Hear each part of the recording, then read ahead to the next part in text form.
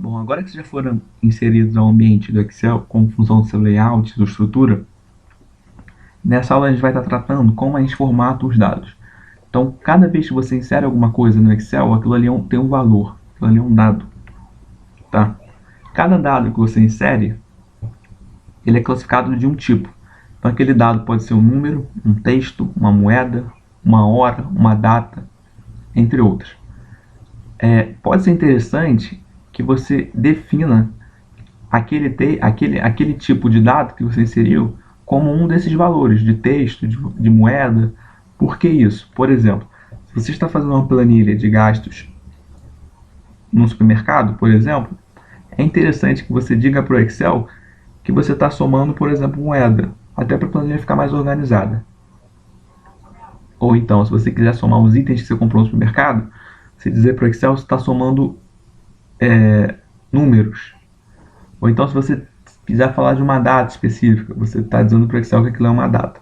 Então, como é que a gente faz isso? Como é que a gente insere valores, muda seu tipo? Basicamente, então, por exemplo, se você tem uma data, 12 de 11 de 1987. O Excel já reconhece que isso é um texto, tá vendo? Se você quiser mudar isso para uma data, aí, por exemplo, você mudou para data. Então, vou alterar aqui. Tá 12 de 11 de 1987. Ele reconhece que é uma data, não sei se você reparou, mas agora ele já bota no canto direito, tá vendo? Quando você bota um texto, qualquer, aqui ele já reconheceu como uma data, mas se eu botasse que aqui, por exemplo, era um texto, aí eu vou botar 12 de 11 de 1987. Ele vai botar o texto no lado esquerdo. Então esse é um primeiro passo importante. As datas vão ser sempre colocadas no lado direito e os textos sempre no lado esquerdo. Então, por exemplo, esse formato aqui é um formato de texto. Esses dois formatos são formatos de datas. Então, se a gente quiser mudar, por exemplo, essa data, uma data completa, aqui não está aparecendo, mas é só aumentar aqui. Ele diria qual é aquela data de forma completa, ou seja, qual é o dia e não abreviado, mas por extenso. Então, isso é importante porque se a gente mudar no texto, ele não diria pra gente, porque ele reconhece aquilo como um texto qualquer e não como uma data. Então, essa é a importância de formatar dados de forma correta. Esse foi o exemplo da data, seria com um número, por exemplo. Se a gente bota 3 aqui, o Excel já reconhece que é um número, ele já bota para o lado direito. Se a gente quiser, por exemplo, uma moeda, como é que a gente faria?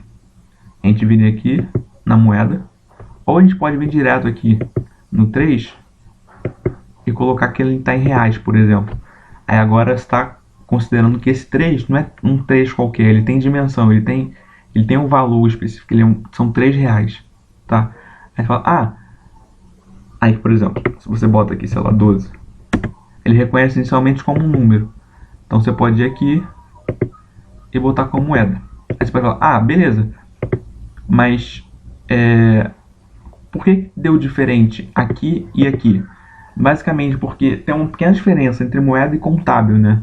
Essa parte aqui que a gente seleciona como moeda, isso é uma moeda efetivamente. Aqui é a parte contábil, que a moeda fica, o valor da moeda fica na parte direita e a unidade fica na parte esquerda.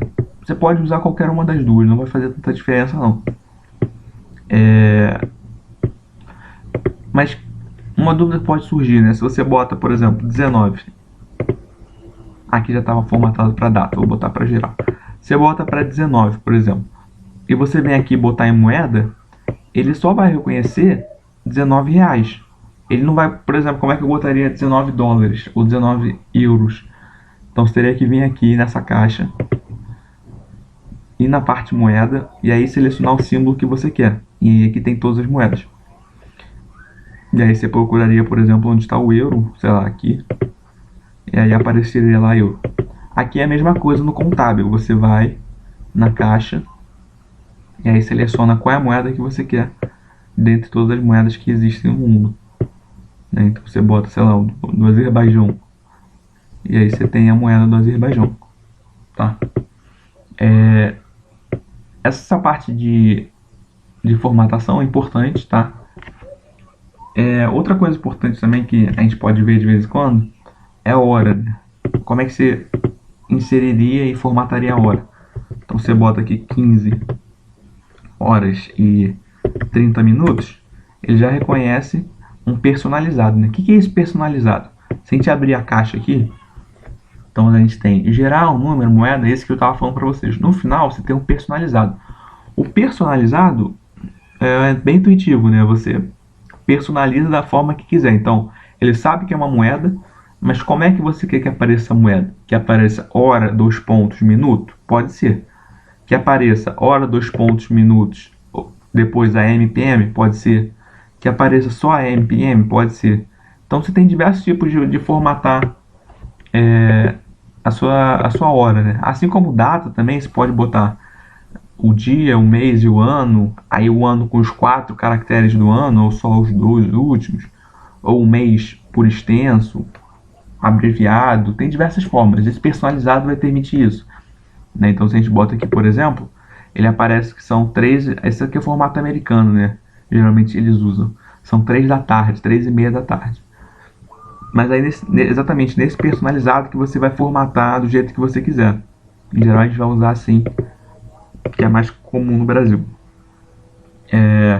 Uma outra parte importante imagina que você vai digitar um número, por exemplo, que ele já reconhece como geral. Aí eu quero passar esse número para uma porcentagem.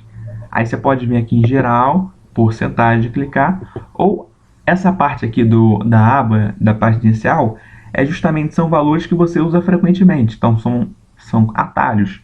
Você pode clicar na aba porcentagem direto aqui. E aí ele daria 3.400. Por quê? Ele reconhece que o número 1 é 100%.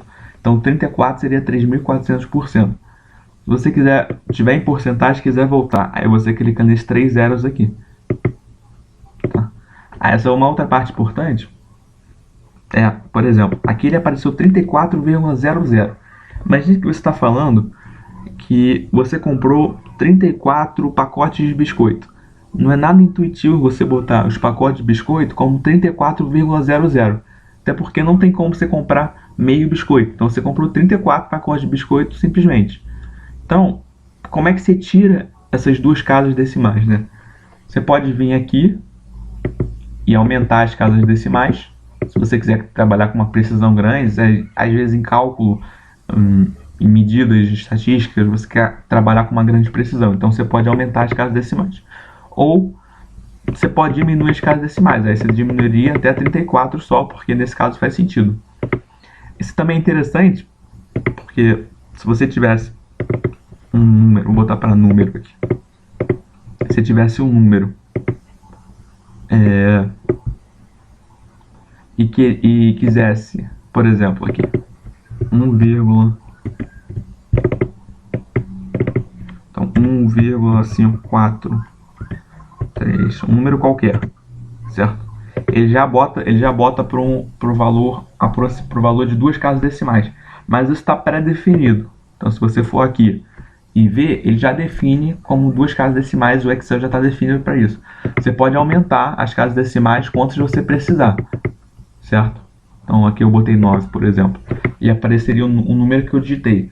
Então caso eu queira diminuir, eu posso tanto nessa parte aqui e na parte de números ir diminuindo, ou pelo atalho que eu ensinei, você poderia ir diminuindo aqui as casas decimais até o valor. Mas você quer trabalhar com duas casas decimais, você deixaria 1,54. Se você diminuir 1, apareceria 1,5. Por que não aparece 1,6? Porque 1,54 está mais próximo do 1,5.